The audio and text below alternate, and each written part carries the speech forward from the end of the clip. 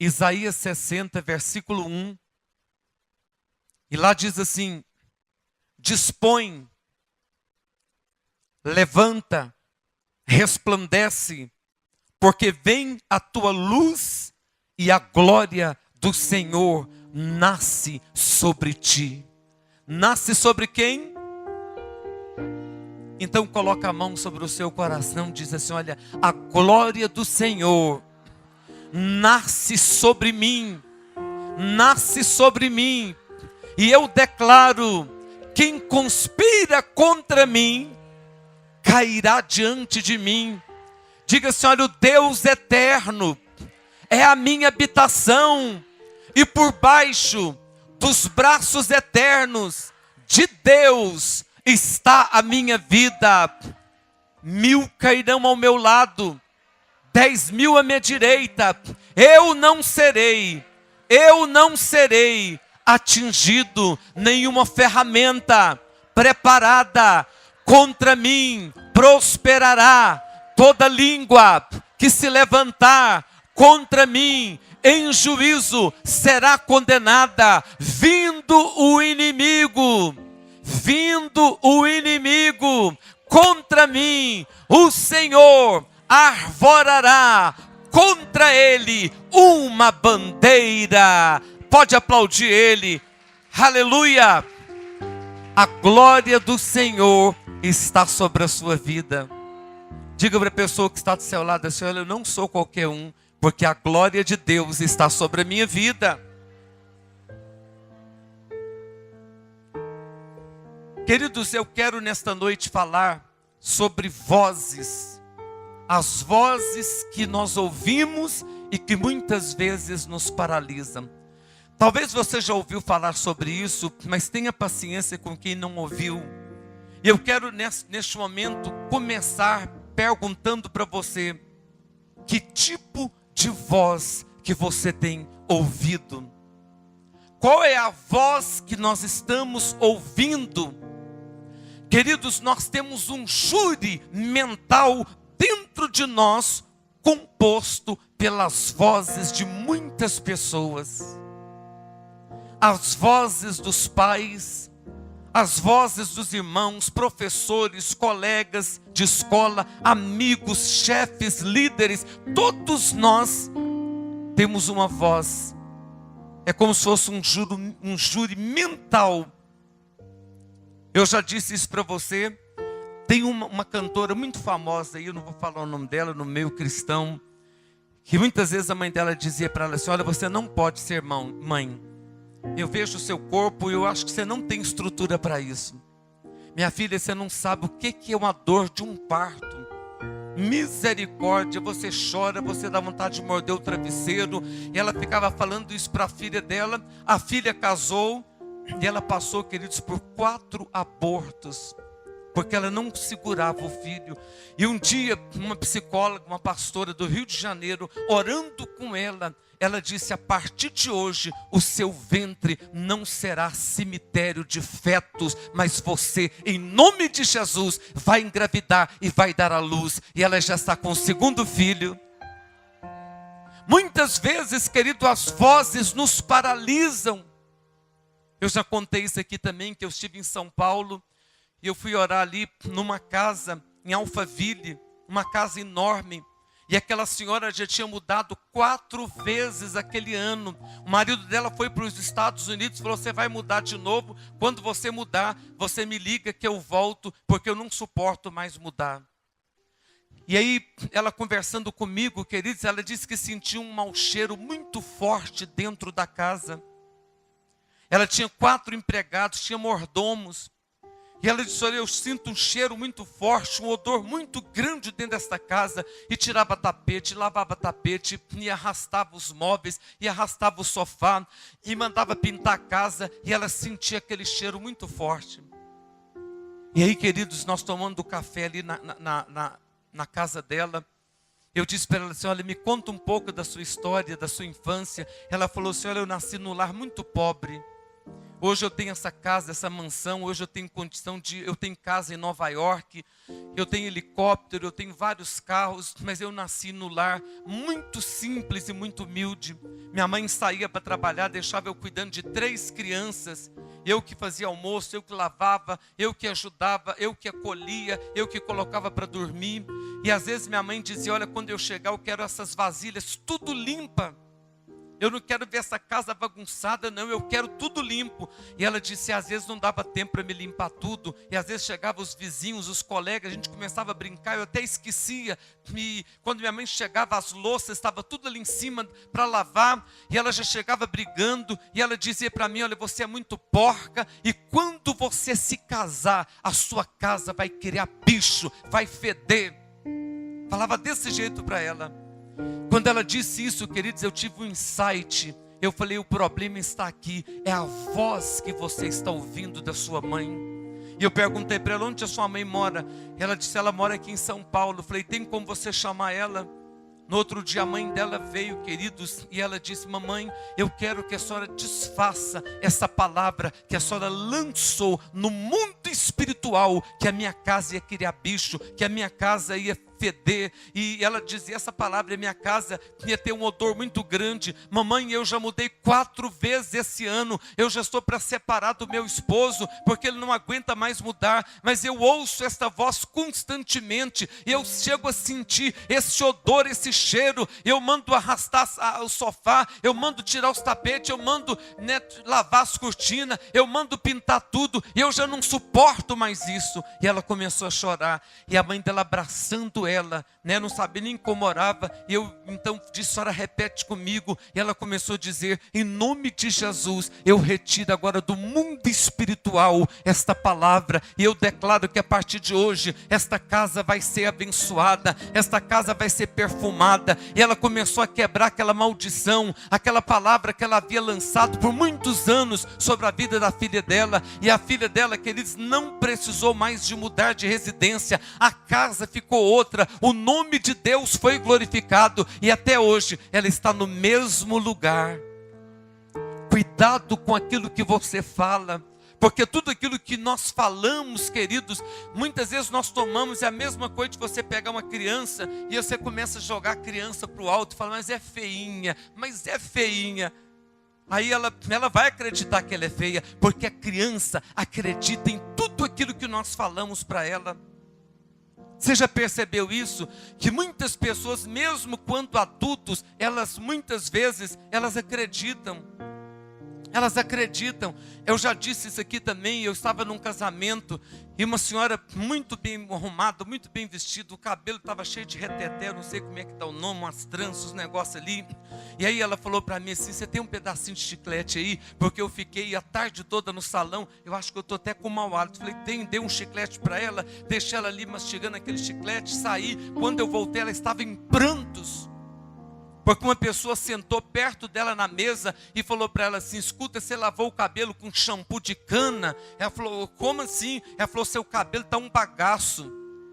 Quando eu voltei, ela estava chorando. Queridos, cuidado, muitas vezes nós ouvimos palavras, e quando nós não somos curados, essas palavras entram dentro de nós. Quem está entendendo o que o Espírito Santo está querendo dizer nesta noite? Eu ouvi uma criança dizendo que até hoje ele tem trauma de óculos, já fez cirurgia, já fez tanta coisa, hoje ele é rapaz, porque a vida toda ele ouviu os colegas chamando ele de 4 olhos, porque ele usava um fundo de garrafa, um óculos muito forte, e as pessoas chamavam ele de 4 olhos. Hoje ele não tem mais esse problema, já passou. Mas, queridos, muitas vezes nós ouvimos vozes, e essas vozes nos avaliam o tempo todo. E com o passar do tempo, nós assimilamos essas vozes como se fossem as nossas próprias vozes. Eu chamei um dia a bispa Ana para nós jantarmos, nós jantamos, tomamos ali uma boa refeição, e eu disse, bispa, a senhora aceita uma xícara de café? Ela fechou o olho e falou, eu amo o café, mas eu acabei de ouvir a voz da minha mãe dizendo que café tira o sono. Queridos, quantas vozes nós ouvimos, quantas vozes você ouviu dizendo assim, olha, não toma banho depois que você comer, porque senão você vai ter congestão, vai ter isso, vai ter aquilo outro. Não chupa manga, depois você vai comer ovo, pelo amor de Deus. E são vozes que ficam internizadas. Às vezes você vai fazer algo, você está dirigindo o carro, ou às vezes você vai comprar alguma coisa, na mesma hora você ouve aquela voz, sim ou não? Quantos aqui, ou é só eu que sou doido ou louco? Ou quantos aqui ouvem? Várias pessoas ouvem essa voz. Eu não sei que tipo de voz você assimila todos os dias no longo da sua vida. E nós costumamos, queridos, a dar ouvidos a essas vozes e nós não percebemos isso. Quantas pessoas foram paralisadas nos seus estudos, quantas pessoas foram paralisadas nas suas profissões, quantas pessoas foram paralisadas no seu casamento, porque ouviram vozes e essas vozes te pararam, te paralisaram. Então, queridos, quando alguém de fora nos critica, e elas deixam de nos elogiar, nós validamos, nós pegamos essas vozes, essas vozes imediatamente de acordo com esse júri interno que nós temos dentro de nós. Nós precisamos muitas vezes nos confrontar se essas vozes estão nos trazendo aprovação ou se essas vozes estão nos desaprovando. Você precisa muitas vezes, querido, criticar, confrontar essas vozes. Será que essas vozes têm te parado ou essas vozes têm te paralisado? Eu vou falar hoje sobre algumas armadilhas que podem paralisar o nosso caminhar. A primeira armadilha, querido, ser aprovados por todos.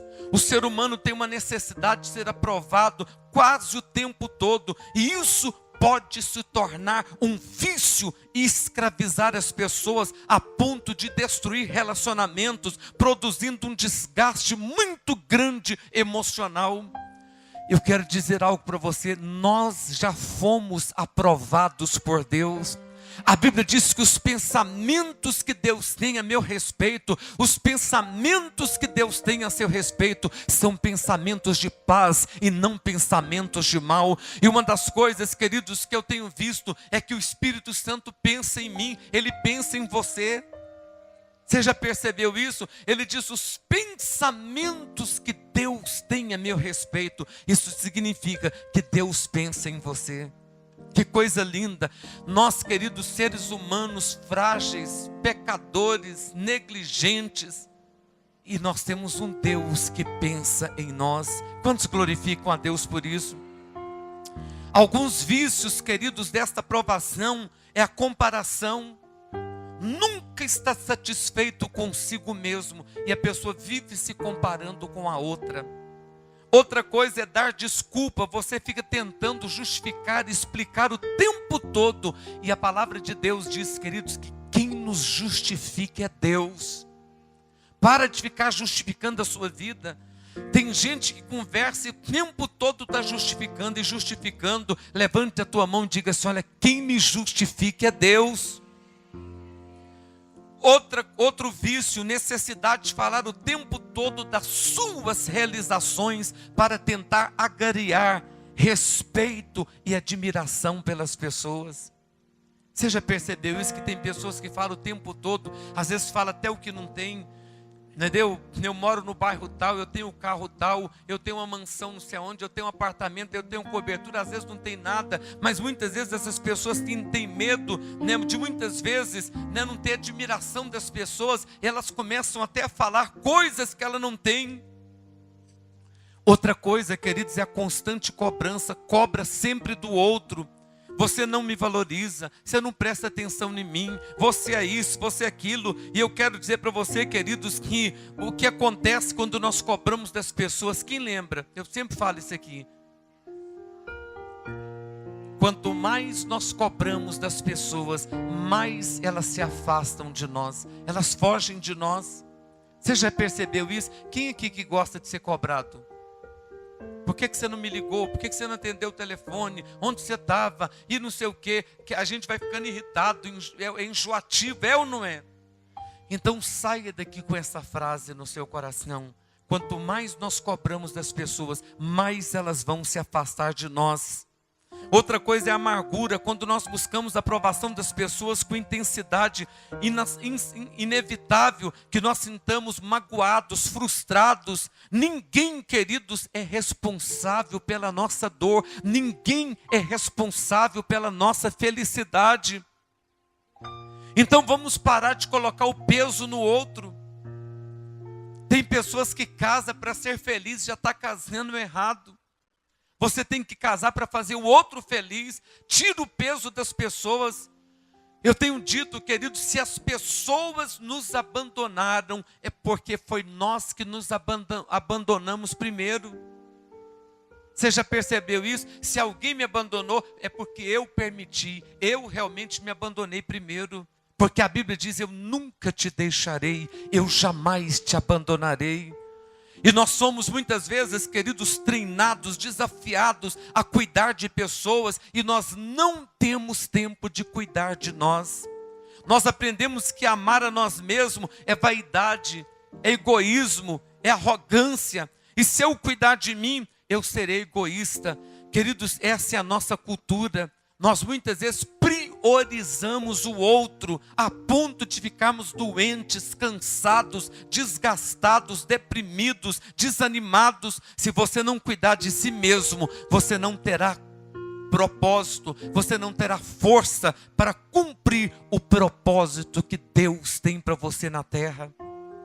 E o tempo vai passar e você vai ficar só cuidando dos outros. Eu já contei que eu chamei uma pessoa, desculpa eu estar dando esses exemplos novamente. Eu chamei uma pessoa, uma amiga minha que não saía para nada, ficava só cuidando da mãe, cuidando. E um dia eu falei, você não quer sair para comer uma pizza? Convidei os irmãos da igreja, passamos, ele falou, 8 horas eu passo na sua casa. Queridos, quando eu passei, buzinei o carro, ela morava no sobrado, ela apareceu lá na janela e fez assim para mim, ó, depois eu te ligo, eu não vou, né? E eu não entendi aquilo outro. E no outro dia eu liguei para ela, falei, o que aconteceu? Ela disse, eu estava prontinha para sair. Eu estava lá já passando a maquiagem, terminando de passar o batom, desfazendo o cabelo ali, né, e no espelho do banheiro. De repente, quando eu vi um vulto passando para lá e para cá, e eu olhei para o lado, era minha mãe, e ela chegou perto de mim, colocou a mão na cintura e falou, filhinha, é hoje que a mamãe vai morrer. Eu deixei até um dinheiro em cima da geladeira para você comprar uma corbélia bem linda para mim, né? Você sabe, meu seguro é esse, o cemitério é aquele outro. E ela começou a falar aquilo outro. Foi quando eu buzinei e a moça saiu lá e falou, olha, eu não vou mais não. Aí eu falei, que mais? O que aconteceu? Ela falou, depois de 10 minutos, quando eu tirei o batom, tirei a maquiagem, fiz uma pituca no cabelo, coloquei um chinelo, uma roupona larga, e eu fui lá para a sala, minha mãe estava sentada ali, e falou, senta aqui filhona, mamãe já colocou pipoca lá para fazer, e eu peguei 3 filmes, não passar madrugada ouvindo, colocou a perninha assim, e começou a rir. Querido, você não sabe o que uma pessoa pode fazer para paralisar a vida de outra pessoa. Então você precisa priorizar, cuidar de você. Muitas vezes nós ficamos doentes, desgastados, cansados, desanimados, porque nós ficamos cuidando do outro. Quando eu aprendo a cuidar de mim, queridos, eu tenho energia para cuidar dos outros primeiro. Ninguém consegue preencher o vazio de ninguém. Você sabia disso? Ninguém consegue preencher o vazio de ninguém. Jesus é a nossa fonte principal. Eu já disse aqui, queridos, que carência não tem cura. Você pode falar isso para a pessoa que está do seu lado, olha dentro do branco do olho dela e fala, olha, eu quero te dizer que carência não tem cura. Sabe quem cura a carência? É você mesmo. Como que eu cuido da minha carência? É cuidando de mim. É você cuidando de você. Porque quando você cuida de você, até a sua autoestima aumenta. A segunda armadilha, queridos, é acumular responsabilidade. Tem pessoas que, para provar que são competentes, esquecem de prestar atenção naquilo que lhe fazem bem. Você não tira um tempo para você, para ouvir uma canção, para ir num shopping, para assistir um filme, para tomar uma água de coco. E eu quero dizer para você, o que é que te faz feliz? Eu estou te perguntando nessa noite, fecha aí seus olhinhos, pelo menos um minutinho, e eu quero te fazer uma pergunta. O que te faz feliz? Às vezes, queridos, nós nem sabemos o que nos faz feliz, mas se eu perguntar o que é que vai deixar seu marido feliz, você fala na hora, um bife acebolado ele ama. O que vai deixar seu filho feliz? É quando eu deixo ele dormir na casa do primo dele. O que é que vai te deixar fulano feliz? Você sabe responder na hora, mas a pergunta nesta noite é, o que é que te faz feliz? Às vezes, queridos, nós somos o nosso próprio sabotador, nós mesmos nos cobramos o tempo todo, nós não nos permitimos muitas vezes celebrar as nossas conquistas. A cobrança, o perfeccionismo, a autocrítica gera ansiedade e medo a ponto de nos levar a fracassar. Buscar, queridos, excelência é diferente de viver debaixo de cobranças ou de objetivos inatingíveis. Você concorda com isso? Então pare de pensar que somente a perfeição será o caminho para as pessoas te aceitarem. Tem mulheres que são tão perfeccionistas que quando um relacionamento não dá certo com alguém, queridos, ela pensa assim, é porque eu não fui o bastante suficiente, é porque eu não fiz o bastante. Ou quando surge um conflito em um relacionamento, ela supõe que a culpa é totalmente dela. Nossa motivação, querido, não deve ser a de não provar nada a ninguém. Você não precisa provar nada a ninguém, porque Jesus já te aprovou. Você precisa apenas dar o melhor de você. Quando nós compreendemos isso, nós ficamos livres da culpa. Nós ficamos livres, queridos, das frustrações, do medo. E eu tenho dito que a culpa é um desmancha-prazer. Muitas vezes nós estamos culpados. Eu quero dizer para você, muitas pessoas têm sido paralisadas por causa da culpa. Os cientistas lá de Toronto, no Canadá, eles descobriram uma pesquisa e fizeram uma pesquisa com as gestantes que se idealizaram perfeitas mães. Ela disse, nós seremos perfeitas mães.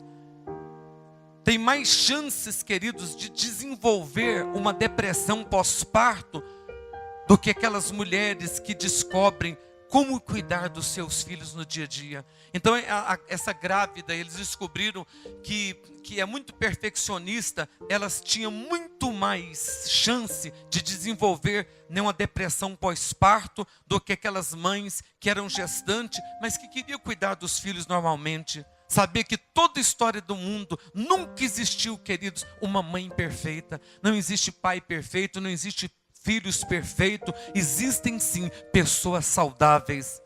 Isso vale, queridos, para os profissionais, para os pais, até porque o perfeccionismo também é defeito. Você sabia disso? Que o perfeccionismo também é defeito? Graças a Deus que não existe ninguém perfeito. Eu quero falar sobre alguns sintomas do perfeccionismo. O perfeccionismo está sempre achando que deveria ter feito algo melhor. Quem está entendendo? Ele tem uma autodepreciação. O perfeccionista nunca está satisfeito. Por isso ele carrega sempre uma imagem negativa de si mesmo. O perfeccionista, queridos, é uma pessoa ansiosa. Ele desenvolve uma tremenda ansiedade e condenação. Isso faz com que ele muitas vezes ele perde o brilho da vida. Outra coisa que o perfeccionista tem é raiva. Ele tem dentro do seu coração uma espécie de rancor, um ressentimento contra muitas vezes as pessoas. Outra coisa que o perfeccionista tem, queridos, é uma negação. Tudo passa a incomodar o perfeccionista. Será que tem algum perfeccionista aqui? A terceira armadilha, queridos, é a autopiedade. O que é autopiedade? É uma sensação física constante de nos sentirmos machucados, incomodados com fatores exteriores. Às vezes a gente fica incomodado com frio, com calor, né, com posições desconfortáveis e longas, espera. Isso gera um esgotamento emocional, causando muitas vezes emoções negativas. A pessoa que tem autopiedade está sempre machucada, magoada pelas pessoas que não dão atenção e carinho para elas, ficam ressentidas com pessoas e ignoram, estão quase o tempo todo frustrados, são pessoas que têm medo.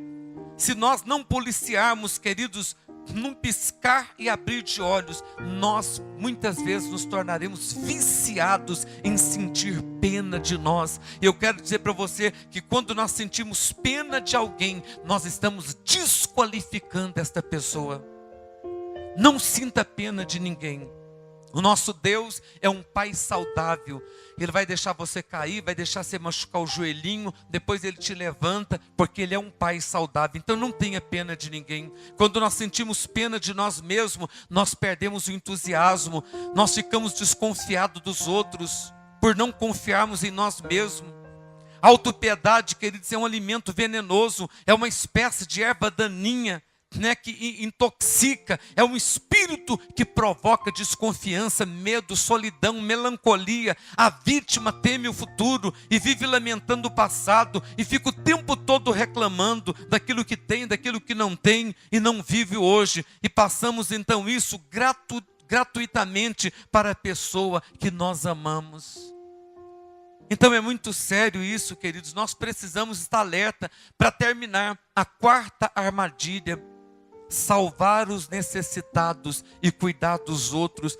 É uma forma que muitas vezes uma pessoa salvadora consegue se conectar aos outros.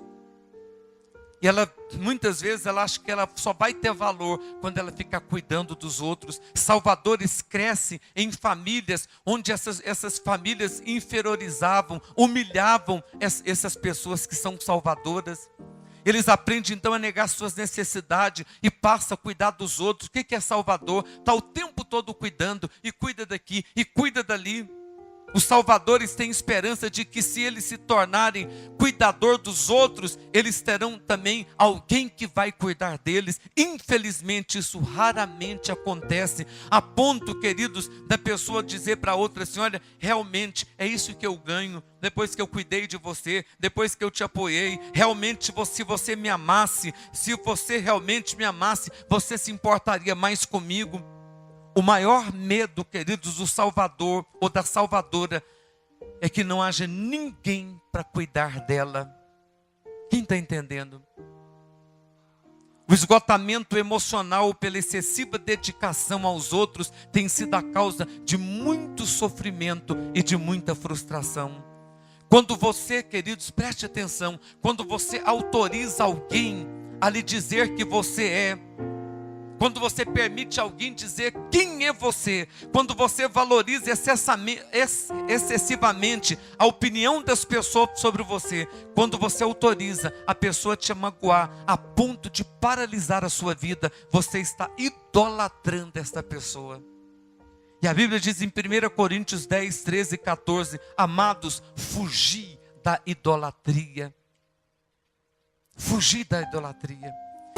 Olá, eu sou o pastor Newton Santos, do Cenáculo de Oração. Oração é o nosso estilo de vida. Você que está me ouvindo agora neste canal, eu quero te convidar para que você me ajude a compartilhar, a divulgar esse vídeo, para que outras pessoas possam ser abençoadas. Se inscreva então neste canal. Você que também tem sido abençoado, né? Escreva alguma coisa, mande para nós. Nós teremos muito prazer em estar até devolvendo para você, né, conforme que o nosso tempo, o nosso espaço, uma palavra de vitória, vídeos que talvez você vai ouvir e que vai abençoar a sua vida emocional. Quero te convidar para estar conosco em um dos nossos cultos de cura emocional. Nossos cultos serão todas as segundas-feiras, voltado para a cura da alma. É um culto terapêutico. Esses cultos de segunda-feiras acontecem às 19h30 no cenáculo de oração. Temos também os cultos de quinta-feira, que é o culto dos milagres. Querido, Deus tem curado, Deus tem libertado e Deus tem feito coisas extraordinárias aqui no cenáculo de oração. Eu tenho dito que as nossas fontes vêm de Deus, importa que Ele cresça e nós diminuamos, porque nada somos, nada temos, somos apenas canal.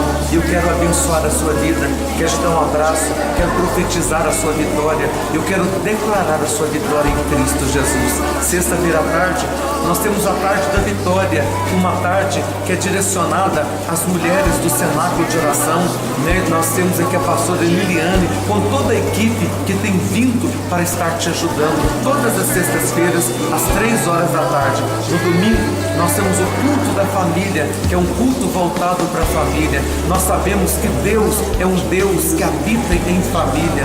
Eu, como psicólogo, eu tenho chorado, queridos, dentro do consultório, com muitas pessoas, quantas famílias dilaceradas, quantas pessoas, queridos, têm perdido a motivação, quantas pessoas têm desistido da família, e a família é um projeto de Deus. E voltando ao culto de cura emocional, que todas as segundas-feiras eu tenho dito que Deus quer curar o presente para proteger o seu futuro. Você sabia que você precisa se apaixonar por você para que alguém venha se apaixonar por você? Então, primeiro, você tem que passar a gostar de você, para que outras pessoas gostem de você. Vem estar conosco. Quem não tem autoestima não dá conta do sucesso. Deus tem sucesso para você. Deus quer te colocar numa rota de sucesso. Então vem estar conosco, cenáculo de oração, porque oração é o nosso estilo de vida. Nós temos aqui uma equipe maravilhosa de obreiros, de pessoas que amam a sua vida e vai estar intercedendo e orando a seu favor. Eu te convido e já quero te agradecer por você estar conosco.